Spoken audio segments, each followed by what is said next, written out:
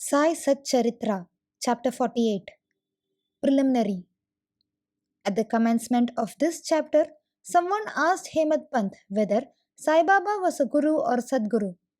In order to answer the question, Hemad Pant describes the sign or marks of a Sadguru as follows. Signs of Sadguru. He who teaches us Veda and Vedanta or the six Shastras, he who controls the breath, or brands his body with mudras, or gives pleasing discourses regarding Brahma, he who gives mantras to the disciples and orders them to chant the same a certain number of times, but does not assure them any result in a definite time. He who by his spacious wordy knowledge explains beautifully the ultimate principle, but has himself got no experience or self realization, is not a Sadguru. But he who by his discourse creates in us a distaste for enjoyments of this world and the next, and gives us a taste of self realization, who is well versed in both the theoretical and practical knowledge of self realization, deserves to be called a Sadguru. How can he, who is himself devoid of self realization, give it to the disciples? A Sadguru does not, even in his dream, expect any service or profit from his disciples. On the contrary, he wishes to serve them. He does not think that he is great and the disciple small. Not only he loves him as his son, but regards him as equal to himself or as Brahma. The main characteristic of a Sadguru is that he is the abode of peace. He is never restless nor ruffled. He has no pride of his learning. The poor and the rich, the small and the great are the same to him. Hemad Pant thinks that on account of the store or accumulation of merits in his past births, he had the good fortune of meeting and being blessed by such a Sadguru as Sai Baba. Even in full youth, he hoarded nothing except perhaps chilim. He had no family, no friend, no home, nor any support. Since he was 18, his control of mind was perfect and extraordinary. He lived then fearless in a secluded place and always abided in his self. Seeing the pure attachment of his devotees, he always acted in their interests and hence he was in a way dependent on them. What experiences he gave to his devotees while he was living in flesh are even today, after his Mahasamadhi, obtained now by those who attach themselves to him. What the devotees have to do is this: they have to trim their heart lamp of faith and devotion and burn in it wicks of love. And when this is done, the flame of knowledge or self realization will be lit up and shine brighter. Mere knowledge without love is dry. Nobody wants such knowledge. Without love, there is no contentment. So, we should have unbroken and unbounded love. How can we praise love? Everything is insignificant before it. Without love, our reading, hearing, and the study are of no avail. In the wake of love follows devotion, dispassion, peace, and liberation with all their treasures. We do not get love for anything unless we feel earnestly about it. So, where there is real yearning and feeling, God manifests Himself. It includes love and is the means of liberation. Now, let us revert to the main story of this chapter. Let a man go to a true saint with a pure mind otherwise, that is, fraudulently, and hold his feet. Ultimately, he is sure to be saved. This is illustrated by the following stories. Mr. Shevade. Mr. Saptanekar of Akalkot, Sholapur district, was studying for law. A co-student, Mr. Shevade, met him. Other fellow students also gathered together and compared notes of their study. It was found by the questions and answers among themselves that Mr. Shevade was the least prepared of all of them for the examination, and therefore all the students derided him. But he said that though he was not prepared, he was sure to pass the examination as his Sai Baba was there to get him through it successfully. Mr. Saptanekar was surprised at this remark. He took Mr. Shevade aside and asked him who this Sai Baba was, whom he extolled so high. He replied, "There lives in a masjid in Shirdi, Ahmednagar district, a fakir. He is a great Satpurusha. There may be other saints, but this is unique. Unless there is a great store of merits on one's account, one can't see him. I fully believe in him, and what he says will never be untrue. He has assured me that I will pass definitely next year, and I am confident that I will get through the final examination also with his grace." Mr. Saptanekar laughed at his friend's confidence and jeered at him and Baba. Saptanekars. Mr. Saptanekar passed his examination, settled at Ecclescourt, and practiced as a pleader there. 10 years after this, that is, in 1913, he lost his only son on account of a throat disease. This broke his heart. He sought relief by making a pilgrimage to Pandharpur, Gangapur, and other holy places. He got no peace of mind. Then he read Vedanta, which also did not help him. In the meanwhile, he remembered Mr. Shevade's remarks and his faith in Baba, and he thought that he too should go to Shirdi and see Baba.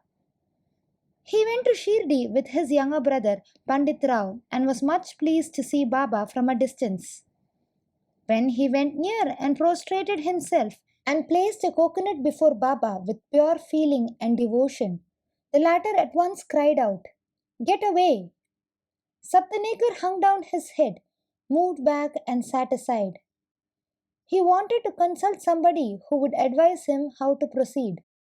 Somebody mentioned Bala Shimpi's name. Saptanekar saw him and sought his help. They bought Baba's photos and came with them to the masjid.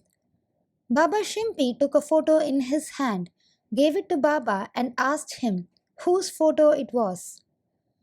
Baba said that this photo was the Yara or lover of him, pointing to Saptanekar. Seeing this, Baba laughed and all others joined. Bala asked Baba the significance of the laugh and beckoned Saptanekar to come forward and take darshan. When Saptanekar began to prostrate himself, Baba again cried, "Get out!" Saptanekar did not know what to do. Then they both joined their hands and sat before Baba praying. Baba finally ordered Saptanekar to clear out immediately. Both were sad and dejected. As Baba's order had to be obeyed, Saptanekar left Shirdi with a heavy heart, praying that he should be allowed to take darshan next time.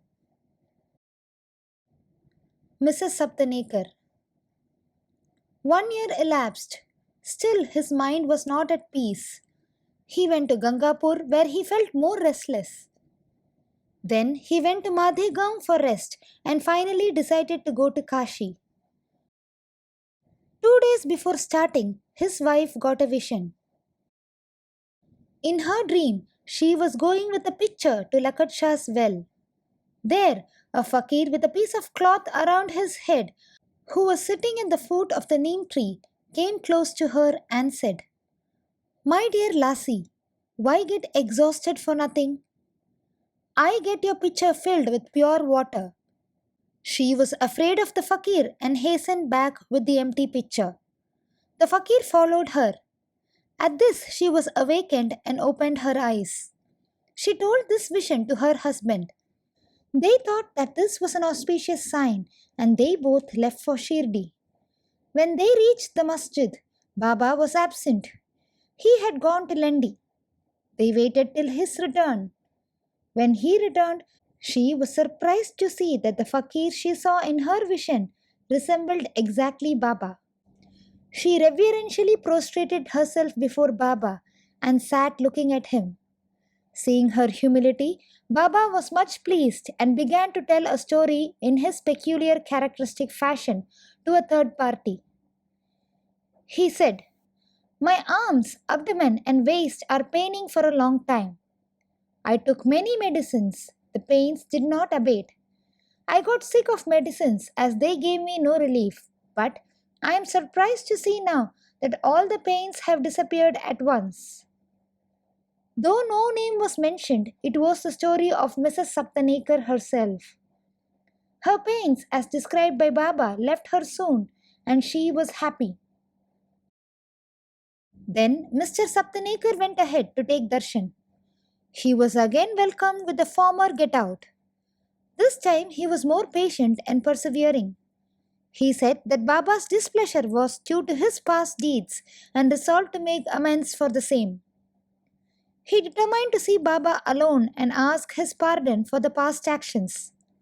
This he did.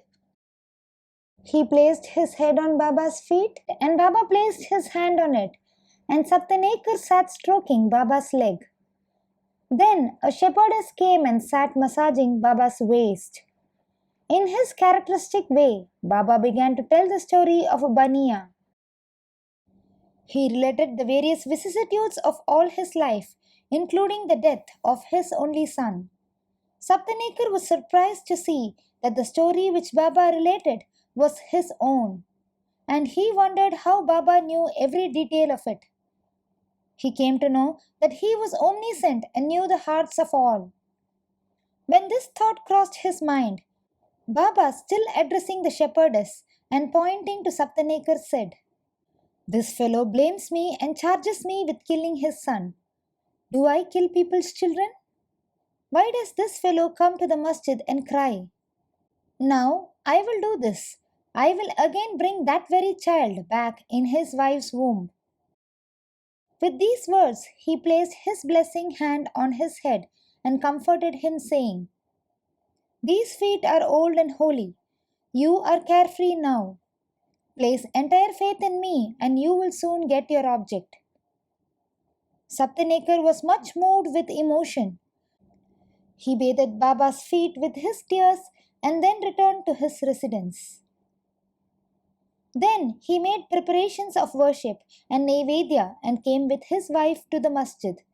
He offered all this to Baba daily and accepted prasad from him. There was a crowd in the masjid and Saptanekar went there and saluted Baba again and again. Seeing heads clashing against heads, Baba said to Saptanekar, "Oh, why do you prostrate yourself now and then? The one namaskar offered with love and humility is enough." Then Saptanekar witnessed that night the Chavadi procession described before. In that process, Baba looked like a veritable Pandurang or Vitthal. At parting next day, Saptanekar thought that he should first pay 1 rupee as dakshina, and if Baba asked again, instead of saying no, he should pay one more, reserving with him sufficient amount as expenses for the journey. When he went to the masjid and offered 1 rupee, Baba asked for another as per his intention, and when it was paid, Baba blessed him, saying, "Take the coconut, put it in your wife's oti or upper fold of her sari, and go away at ease without the least anxiety." He did so, and within a year a son was born to him, and with an infant of 8 months the pair came to Shirdi, placed it at Baba's feet, and prayed thus: "Ho Sainath, we do not know how to redeem your obligations. Therefore, we prostrate ourselves before you. Bless us, poor helpless fellows. Henceforth, let your holy feet be our sole refuge. Many thoughts and ideas trouble us in waking and dream states. So, turn away our minds from them to your bhajan and bless us." The son was named Murlidhar. Two others, Bhaskar and Dinkar, were born afterwards. The Saptanekar pair thus realized that Baba's words were never untrue and unfulfilled, but turned out literally true. Bow to Sri Sai. Peace be to all. Please join me in sharing the life and teachings of Sai Baba to many more people by sharing this video and adding your valuable comments below. Om Sai Ram.